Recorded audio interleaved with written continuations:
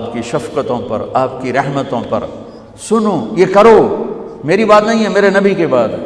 تجربے کی وجہ سے کرو گے تو کچھ نہیں ملے گا، یقین سے کرو گے تو دروازے کھلتے دیکھو کہ یا رسول اللہ ارید ان یوسع علی رزقی، میں چاہتا ہوں میری روزی کھل جائے۔ تو آپ نے کہا ادم علی الطہارہ یوسع علیک رزقک، تو باوضو رہا کر تیرا رزق کھل جائے۔ کوئی زور لگتا ہے وضو؟ تمہارے ہاں تو سردی ہوتی ہی کوئی نہیں کہ بھئی ٹھنڈا پانی ہے کیسے وضو، یہ تو ہمارے لیے مسئلہ ہے کہ بھئی ٹھنڈا پانی ہے کیسے وضو کرو۔ وہ ہمارے گاؤں کا مراسی مجھے مل گیا، میں نے کہا چل نماز پڑھے کہ نہیں جی میاں جی سردی بڑی نہ لے جاؤں، سردی بڑی، مراسیوں کو سردی زیادہ لگتی ہے۔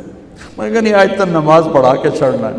میں اس کو لے کے جب وہ ٹوٹی پہ بیٹھا نا، جو ہی ہاتھ پہ وہ حالے ہو ٹھنڈا پانی، وہ حالے ہو ٹھنڈا پانی۔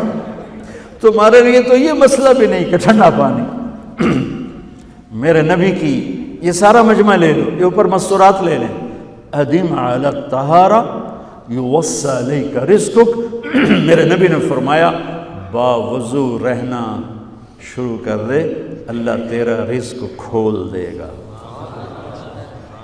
اب یہ اللہ رسول کی آپس کی بات ہے تو میری بات ہوتی تو دیوار پہ مار دو، تجربہ کرو۔ نبی کی بات کو تجربہ کر کے نہیں کرتے، یقین کے ساتھ کرتے ہیں۔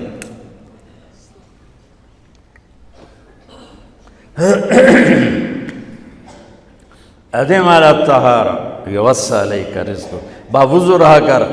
اچھا باوضو رہنے کے اور فائدے، اللہ پیار کرتا ہے، شیطان ڈرتا ہے، اور وضو ہوگا تو نماز آپ ہی پڑھی جائے گی، چلو یار وضو ہے 4 فرض ہی پڑھ لو گی۔ ایک دفعہ شیطان آیا ہمارے نبی سے ملنے، تو آپ نے اس سے پوچھا تیرے دشمن کتنے؟ کہنے لگا 15۔ آپ نے فرمایا کون کون ہے؟ کہنے لگا پہلا تو تھوڑا ہی نمبر ہے، پہلا نمبر تو تھوڑے نال میرا لگو ہے۔ پھر کہنے لگا وہ مسلمان جو 24 گھنٹے باوضو رہتا ہے وہ میرا بڑا دشمن ہے۔ جو باوضو رہتا ہے اور باوضو سوتا ہے، ایک فرشتہ اس کے لیے بندگی کا ثواب لکھتا رہتا ہے۔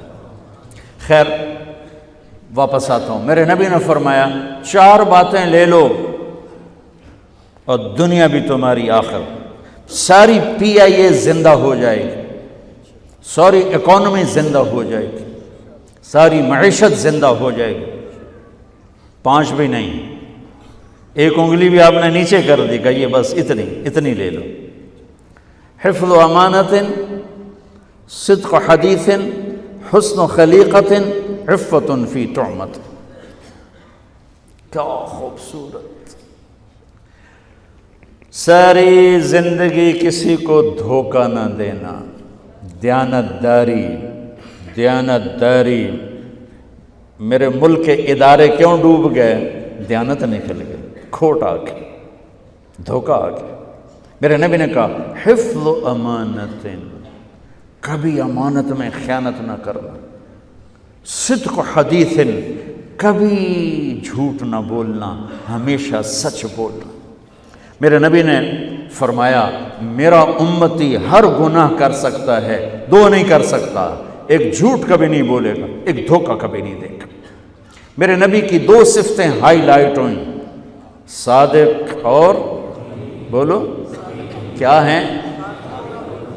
کوئی اور بھی تو ہو سکتی تھی، جس سے مشہور کیا، قاب قوسین بھی تو ہے، اور ادنا بھی تو ہے، واللیل بھی تو ہے سیاہ زلفوں والا، والضحیٰ بھی تو ہے روشن چہرے والا۔ کس سے مشہور کیا؟ صادق امین۔ اگر آپ مجھ سے سوال کرو، میں ممبر رسول پہ بیٹھا ہوں کہ مولانا صاحب سارے دین کو 2 لفظوں میں بتاؤ، ساری شریعت کو، تو میرے پاس 2 لفظ ہیں، سچائی اور امانت داری۔ آپ مجھ سے سوال کرو مولانا صاحب ساری دنیا کے کفر کو بتاؤ، تو میرے پاس 2 لفظ ہیں، جھوٹ اور دھوکے بازی، جھوٹ اور خیانت۔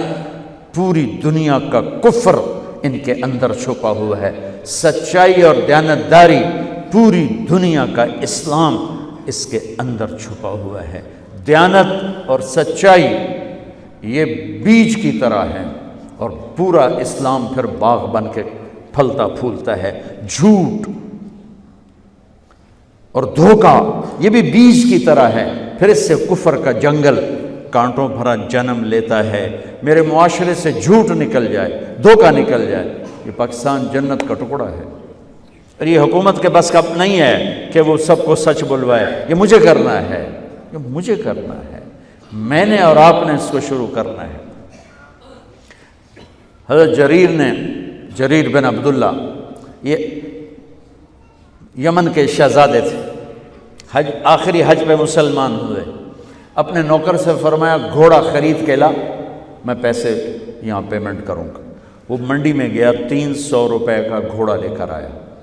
جب انہوں نے گھوڑوں کو دیکھا تو وہ قیمتی تھا، مالک کو پتہ نہیں تھا، اور یہ گھوڑوں کی نسل کے پہچاننے والے اس سے کہنے لگے تیرے گھوڑے کے 400 کر دوں؟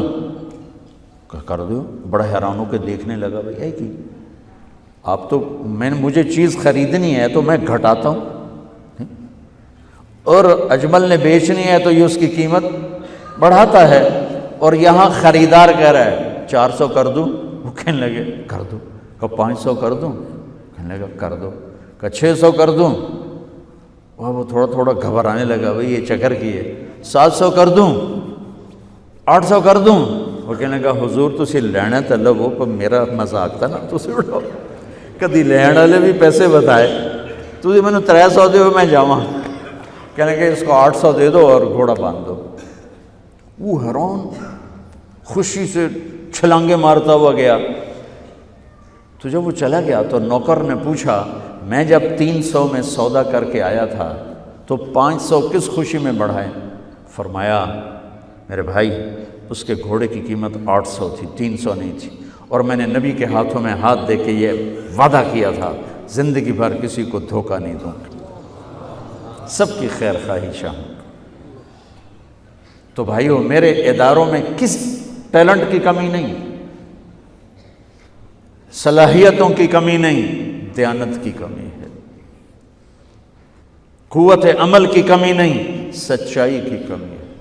حجاج بن یوسف ایک ظالم گورنر گزرا ہے، اس کے خلاف بغاوت ہوئی، وہ ناکام ہو گئی۔ تو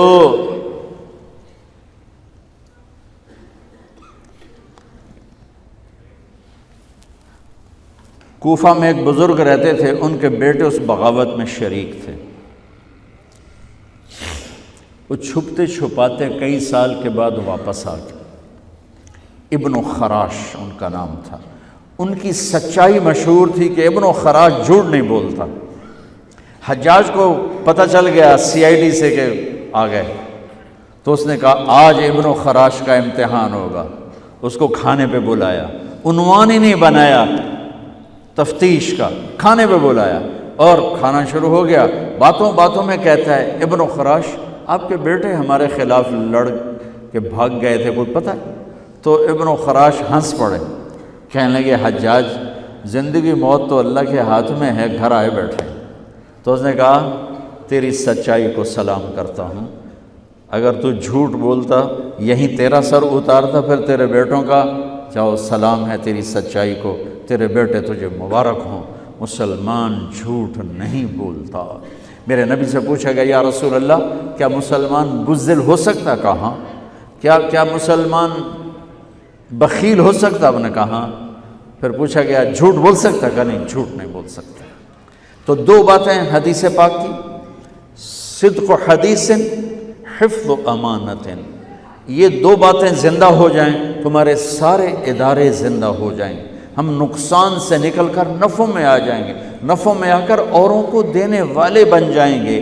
اس ملک میں اتنے خزانے اللہ نے چھپائے ہیں، اور اس ملک میں اتنے اللہ نے استعداد والے لوگ پیدا فرمائے ہیں، صرف دو چیزوں سے ہم مار کھا رہے ہیں، ہمارے جو ادارے ڈوب رہے ہیں، وہ گلگت سے لے کر گوادر تک، اس میں وسائل کی کمی نہیں، سچائی کی کمی ہے، دیانتداری کی کمی ہے، اور یہ ریلیٹڈ ہے رب ہونے کے ساتھ، کہ ہم نے اللہ کے رب ہونے میں شک کیا تو ہم غلط راہوں پہ چل پڑے۔ رب تو اللہ ہے، دینے والا تو اللہ ہے۔